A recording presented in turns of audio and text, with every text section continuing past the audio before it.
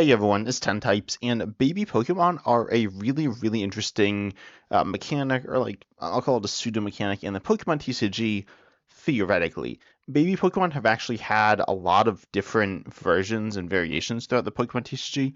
I think Cleffa has had every version. I'm not super familiar. Most of them are pretty old. The first one was this one, like, I don't really know how these work, to be honest. Now some like evolve, some of them have coin flips when they're attacked, um and then some of them are like their unique stage as well. They're like a separate stage in addition to basics. And then we have them become less of a mechanic as time went on.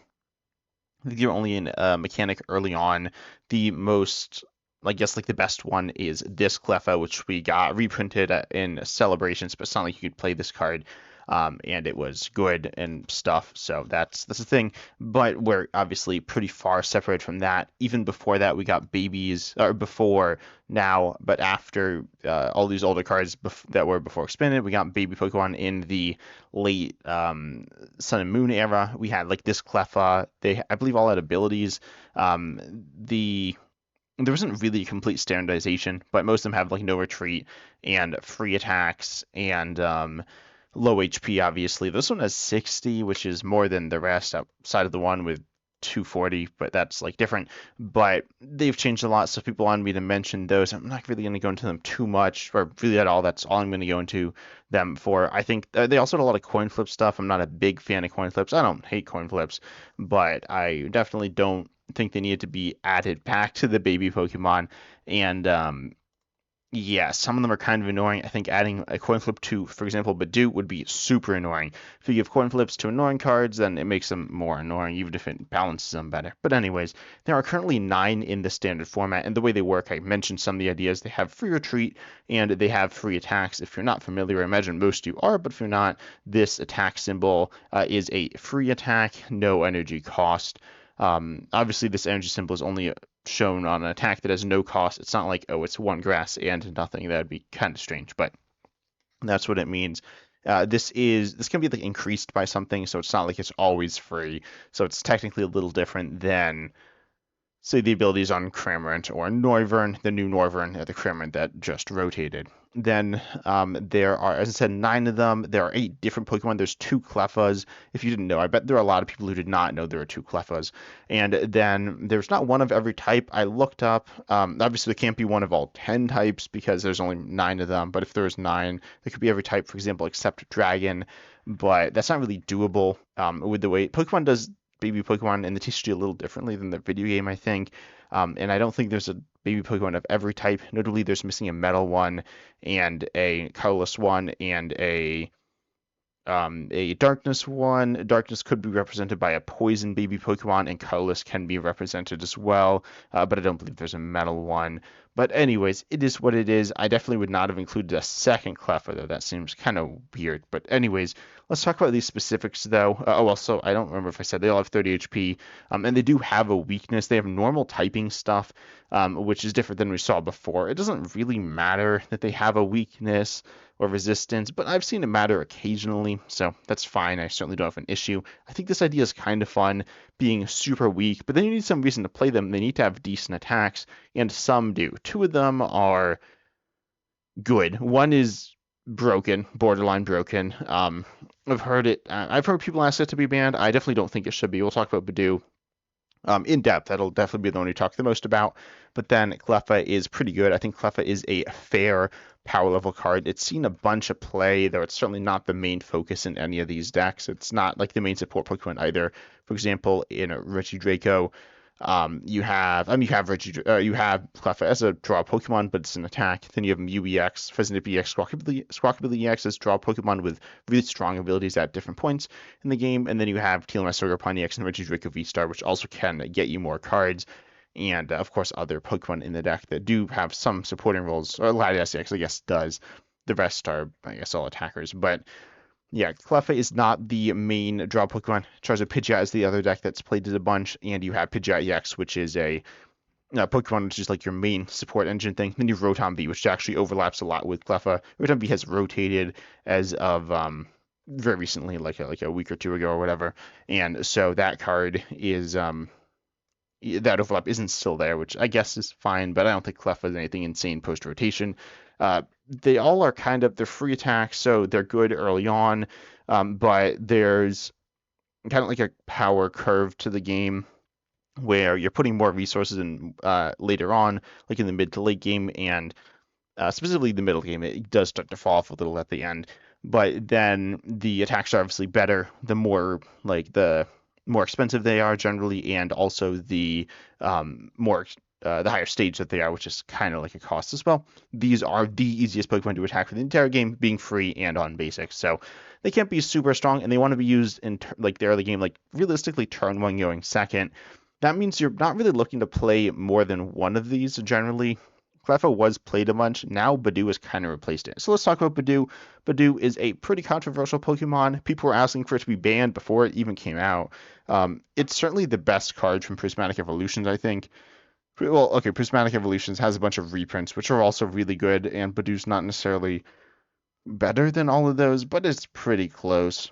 You have good Pokemon like Dusknoir, which I've seen people ask to be banned, though I think it's completely fine. Although somewhat annoying. A lot of the annoying stuff about Budew, um, or they're similar. They're both kind of annoying, but I wouldn't say they're super broken. And then you have Monkey Dory, which is a good card. You got, Dragapult, a bunch of good cards here. But Budew's probably the best card, even with the cards that aren't new, which is kind of absurd. But you could argue that it's not. It's pretty close. But overall, in terms of new cards, this set was really underwhelming to kind of terrible. I made a video or a few maybe saying that Prismatic Evolutions is one of the worst sets, if not the worst set I've ever seen. So Budew, in comparison, being like a strong card seems absurdly broken because you're looking for a set to have a certain amount of like power in the whole set, and Budew gets almost all of it. Like so, then it seems like a card that's absurdly broken in comparison to everything else, which is just really bad. So Budew, I think, got overhyped some for that reason. Budew's also a card that can be really annoying, and so people view it as like kind of broken at times. What it does, I didn't say what it does. It has a free attack. Obviously, it does 10, which is fine. Doing 10 I don't know. I mean, this isn't just a Budew video, but the 10 does a few things. But then it item locks your opponent. And also, as for your tweet, as I said, they all do. This gives them some utility. This makes them a bit better. But item lock is really strong against some things, notably against rare candy strategies and early game setups. So you might be able to set up if you draw into your items into your Pokemon, but if you draw into item search, then it's not going to get you there. There are also supporters that can be played that are similar to items that are just pretty similar, but people don't really play them. Items obviously would be better if the spores and the items do the same thing. Items are just better in general because you can play as many of them as you want. So people play a lot of items in their deck, and Budew is really good against those. Budew doesn't completely destroy them, though. Your opponent could essentially almost all the time still get set up, and Budew's also a Pokemon that's not really doing anything else besides that, right? It does 10 damage. The 10 damage can build up, I guess. But it's quite a long time. Budew's damage can be increased. That's notable here. Doing a base of 10 means that you can increase it. If it did nothing, you can't increase that. So, for example, binding Mochi with Hacker-Runt can allow you to take knockouts, though in that situation you're damaging yourself as well, which can be really bad. I mean, it can knock you out, right? It does depend, but that's just like it's not super niche, but it isn't the most common thing either. But something to note, which is kind of cool with the 10. The 10 makes it a little stronger. Also, 10 does mean that you can't just trap your opponent's Pokemon in the active the whole time and Budew Ichipollen them over and over again. They will be knocked out eventually and then be out of the active. So in some ways it's a nerf. It's not really a nerf. The 10 makes it a little bit better, but it does stop certain things that would be even more annoying. But it is a card that obviously, I mean, it's called Ichipollen. That sounds really annoying, and it is. This card, I mean, a lot of the baby Pokemon that are older were also pretty annoying, but I don't think that's a good thing. Budew is a card that some people wanted it to be, like, really liked it because they wanted to slow the game down, and it does, but generally when it slows the game down, it doesn't slow it down in an interesting way. The reason some people say that the game is better slowed down, which I'd kind of agree with. I mean, I agree with the general notion. It's just like logical, is that then you get to make more plays, which can lead to more interesting situations. Obviously, there's like such thing as too much, but ignoring the actual time increase, there are more interesting things that can happen, which is cool. And again, it could be like too much if you want a game. Obviously, you want a game to be fun, not like super overwhelming, but a longer game leads to more interesting options. But Budew doesn't actually create that because those options actually go away because you attack, and then your opponent doesn't actually have any of those options. So it's annoying for them. You could say like, oh well, it's still cool for you, but it's not really cool for you. You're just attacking with this attack that barely does any damage. Your abilities can do something, like you can see Budew paired with Burn or Frostlass to like do damage and do some stuff while you're using Budew, which is okay, but you're not doing that much. So Budew, while slowing the game down, it doesn't really add stuff to the game. It adds something, it adds time to the game, but that's all it adds, which isn't good. You don't just want the game to be longer, just to be longer. So Budew, I don't know exactly how I'd rework it. One way that I might rework it, and this is something actually something I think is really cool in terms of card design, as a really good example of good and bad card design, which is the Garbodors. They're kind of weird because I think they're both viewed pretty positive. Well, okay, there's actually three. There's these two. Whenever I talk about them, I kind of refer to them as like the same card. They have the same ability that does the same thing. But anyways, you have the Garbotoxin one and you have the Trash Lance one. The Garbotoxin ability, it's an ability. If it has a tool attached, people can't use abilities, neither player, except for Garbotoxin. It can create a few weird scenarios, but it's not that weird. So this card completely shuts down abilities. This card is very good. Then you have the other Garbodor, which was, these were in standard at the same time. People talk about them really highly because they were both in standard at the same time, which I think is like a cool part of it with split evolution lines, which is something I'd like to see Pokemon explore more. Oh, also baby Pokemon can evolve. I'm going to ignore that part of them. They can't evolve in standard. That hasn't been in the game for a really long time. But yeah, they're meant to I'm just talking about them as basic Pokemon that don't evolve. The evolution thing is kind of weird. But anyways, Garbodor is, this one does 20 for each item in your opponent's discard pile. This one is more, they're both related to the Budew. Budew is an item locking card. It just stops them from playing it. Garbodor is an ability locking, stopping abilities from happening. And I don't like this Garbotoxin Garbodor. I don't think it's like the worst design card ever. I think it's slightly negative. I don't really like hard lock cards like this. I don't like item lock, supporter lock, ability lock, energy lock, hand lock, any of that. I think it can be interesting occasionally, but very occasionally. This card was quite good and, in my opinion, annoying. But there's a card that did slow the game down. It slowed the game down and opened up some interesting things. So it did some things that Budew didn't in that fashion, but generally just slow things down. And turning off abilities can lead to boring games. It does change things a little, and again, did open up some interesting things, but that one's pretty subjective. I think Budew definitely just kind of closes things down, but whatever. Then you have this Garbodor, which does not close things down exactly, but it did discourage people from obviously playing lots of items because it allowed you to punish your opponent if they wanted to go ahead and play lots of items, but they could still do that. I mean, they could do that and probably lose, but they could do it. And maybe they'd win. Maybe their items would be more powerful than this attack, which becomes really strong. So I could see an attack like this on Budew, and I think that would be a little better. I've heard this proposition to like a different design of the card by a few different people. Some people kind of implying that, and some people just saying that outright. And I would agree. I think that would be a slightly better version of it.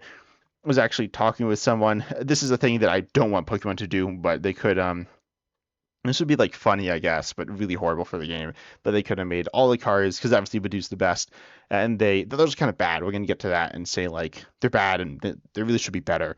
That's a part of redesigning them. But they could have made them all different types of locks. So you could have had one that's like supporter lock, and one that's like ability lock, and one that's like tool and stadium lock or something. That sounds pretty horrible, but they could do that. But anyways, hopefully, yeah, I'm certainly glad that they did not do that. But yeah, certainly something that targets the items in your opponent's discard, or just stops them from discouraging them from playing items, but isn't as bad as Digipollen. Could be cool. I've heard a lot of people complain about Budew, and I think its balance level is okay, but I think it's super annoying. Right? It's just very annoying. So that is the big card to talk about. But then there are lots of other cards as well. There are 8 others. We'll talk about Clefas. We'll talk about the good Cleffa first. This one has an attack that lets you draw till you have 7 cards in hand. This is pretty good. Um, like it's decent draw. We've seen cards like this. There's a bunch of them through various times, including I mentioned Rotom V, which is similar. Rotom V is an ability. This is a free attack. A free attack is worse because you need to be in the active, and you cannot use it on your first turn going first. But they're similar ideas. This card is cool enough. I think it's fine. It's a Pokemon that's not slowing your opponent down, so they can just kind of do whatever they want on the other side on their turn after you attack. So then they can also disrupt your hand, but it's probably with an Iono, so then your hand is still pretty big. It's a good card. I don't really have too much to say about this Cleffa. I think it's fine enough. I would have complained about it if this was the best one, probably, because I'd be like, oh, this card's like way better than all the rest. But I think it's fine. I think this is the power level you want. I could see nerfing Budew. I didn't say exactly how I'd change it. I might change it and give it um, giving Garbodor's attack exactly. I don't know how that would work, but I might do that. Except it's free. That's like really strong. But I think that would be okay as well. But anyway, Cleffa is fine. This one, it's kind of weird. Like they don't really have any relation. Any of the cards, they're just kind of random attacks on different Pokemon that are free, and obviously they have thematic similarities. But I think this is fine and would be like one of the setup ones. Then there are the other two other psychic ones, not the only two other psychic ones, but you have the other Cleffa as well as the Smoochum. The other Cleffa is like super weird. This is like a super forgettable card, one of the most forgettable I've ever seen. I don't think I've ever seen anyone play this, but its attack here says search for 2 basic energy cards, reveal them, put them into your hand, then shuffle your deck. It's free. It's not very good setup compared to the other Cleffa. Really niche. Again, I've never seen anyone play it, and it's another Cleffa, so I'm not really sure why they did that. I mean, yes, Cleffa is cool, I guess, but this attack it's weird, especially being on the other Cleffa. But it's not super good, right? I mean, getting 2 basic energies from your deck isn't super good. In really any way. I'll talk about the Smoochum though. This one says you search for 2 basic psychic energy and attach them to one of your bench Pokemon, then shuffle your deck. I think I've seen Smoochum played. It's not super great, but it's okay. The Pokemon all have free attacks, which does mean that you can play them in any type of deck, and I don't love Smoochum because it's just helping Psychic decks. It just doesn't really have any reason to do so. I mean, it does because it's a Psychic Pokemon, but I feel like it could accelerate 2 of any type of energy to your Pokemon, and that would make it actually a little bit better. I think Smoochum make it substantially better, and I'd actually like that change for Smoochum. The one complaint I would have about that is that it overlaps a bunch with Technical Machine, Turbo Energize, and while I'm at it, I guess I'll say I wish the Technical Machines were a little bit better as well. There's less of them, and they kind of got forgotten about. It felt like you could say the same thing about the baby Pokemon, but I think they're in like an okay spot, though I don't expect to see more. Oh no, we are seeing one more. We're seeing Ethan's Pichu. I guess I need to talk about that one. I forgot that card existed, but that card is a card, so I guess I'll talk about that at some point. But and hopefully I'm not forgetting any others. So that'd be kind of awkward. But Smoochum I think is close to being a cool card. I just make that one change and that overlap with Team Turbo Energize. Smoochum is searchable as a basic Pokemon and it has 30 HP, so you can search it with Buddy Buddy Poffin, which makes it better. So I think that's really cool. This card, as I said, I think is close to being good. But it's not quite there. But Smoochum's all right. Also, again, it's another Psychic. But anyways, then this Cleffa, I don't know what I'd do with because there's a lot of overlap with the Smoochum then and this Cleffa. I'd remove this Cleffa to be honest. Like I just don't think it really needs to be here, and I just keep the Smoochum with any 2 types of basic energy. That could be the same or different. Then we have, I guess I'll talk about Ethan's Pichu now. No, I'll talk about Mime Jr. first. Mime Jr. is a card that is obviously free attack with the attack of Mimed Games, which is a fun attack name. This is also a really cool card. I don't know if I played with it. Oh, some people have played with it. What it does, it says you use your opponent chooses an attack from one of their Pokemon in play and use it as this attack. The issue with this attack is that, like, let's open up, like, literally any deck. And you look at it, and what are they going to have in play? Like, a lot of different Pokemon. There's a good chance they'll have, like, a Duskull. Probably a Pokemon in this line. Probably like a Duskull or Dusclops. There's a good chance. Or a Dreepy. Or Yeah, like probably they'll have one of those, and those attacks are all pretty terrible. And then you have like Dracoloak and Dragon Ball, yes, the 70. 70 is not that good. For free, I guess it's okay. There are some decent attacks. There's some really good attacks. Rotom V's attack I guess is pretty bad. Oh, this deck's also rotated, but don't worry about that. Um, so most of these attacks are like not very good. Radiant Alakazam's attack, Dust Storm's attack I guess is pretty decent. But like Radiant Alakazam, um, Draco, these attacks are just very meh, and your opponent's gonna have like lots of these in play because they'll just have random Pokemon. If you look at like Gardevoir EX, this will be so bad. They're gonna have like maybe like Screamtail, but even that, let's say they don't have Screamtail, but there's a good chance they have like a Ralts or Curly. Again, they are rotated, but whatever. Even something like Monkey Dory isn't super good. Klefki, that's like really bad. So a lot of the Pokemon have bad attacks. So unfortunately, it's just really bad. It's a fun concept, but like if you made it you choose any of their attacks, it'd be absurdly broken. Obviously, there's attacks like that are expensive. So this idea is like fun though. I don't hate it. It's a bit of like, I mean, the baby Pokemon are kind of silly anyways. This one being weaker is all right. It's fun. I'm interested in hearing your thoughts on this one specifically. I think it's the most interesting attack by far. Obviously Budew was like good, so there's a lot of stuff to talk about there, but I think it's an interesting card. Anyways, next we'll talk about the Ethan's Pichu though. This one does 30 and then you draw a card, but that's not very good. Like this draw isn't good. I mean, it's better to draw the card than to not draw the card, presumably almost all the time, but it's way worse than Cleffa. And then 30 damage isn't very good. Yes, you can do the stuff that I mentioned with Budew, where you can increase the damage, and you can only do it if you do damage, but 30 is not very much. You can knock out the other babies, but that doesn't really matter. You can hit weakness, that also probably doesn't really matter. This card's just not super strong. It is part of the Ethan stuff. The Ethan stuff is fine. It's kind of good. I'll talk about that at some point. I've talked about some already, but Ethan's Pichu doesn't synergize really at all with the Ethan stuff. So this card is very bland. It is a trans Pokemon, so I'd probably just make it synergize with the Ethan stuff if that's how I was changing it. This one's like later. We don't have it out internationally, and it's only been out in Japan for like a little while, but yeah, I'm not going to go too much into that one. But there is the other Lightning Pokemon. This one does 30, also like Ethan's Pichu, which is weird overlap, but it does 30 to any of your opponent's Pokemon. This card's fine. I don't hate it. I'd probably make it do a little more damage, but I played this card and played against it some. It has a place. It's not super strong, but again, I'd probably increase it. It's kind of thematic, being like 30, and then it also has 30, so that's fun, I guess, but whatever. Elekid I also think is okay, as I said, but it could be stronger. I could see it doing 30 to 2, actually. I'd like that a little more. There are different ways you could change this Pokemon's attack to make it a little bit better, but I think it's okay. It can be on the weaker side, and again, it's okay.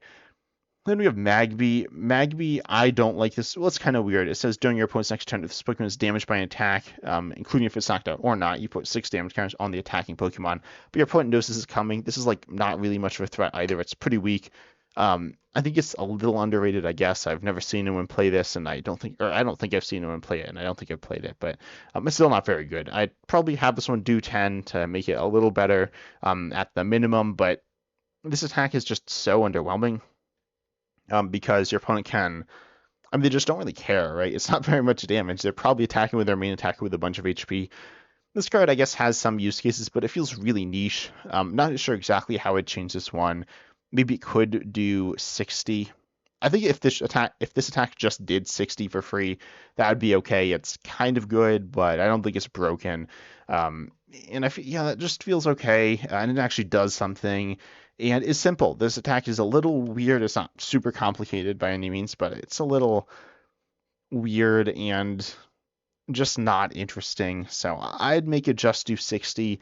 Very simple as like a kind of basic one, but I just don't love it, but I don't know exactly how to fix it either. Then we have Bonsly. Bonsly is one this was like a big deal. This was like the first Bonsly in a while. I think Mantike also is kind of a big deal for the same reason, but this one has the free attack of Blubbering 10, and then your opponent's action is now confused.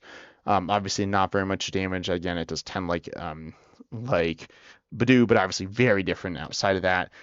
Confusion is pretty weak. I'm not sure what I do. I could make it give a bunch of special conditions like confusion, burn, and poison. I wouldn't actually hate that. I think I kind of like that idea. Doing a bunch of more damage through the use of special conditions, which could always use extra stuff. So actually, I like that idea a lot. I'd probably just change it to that. I think this card's just pretty boring. Confusion's okay though. I think Bonsley is also a little bit underrated. I've actually played this card in some decks, and Confusion's like okay. Then the last one is going to be Mantike. I think, yeah, I think I've talked about the other ones.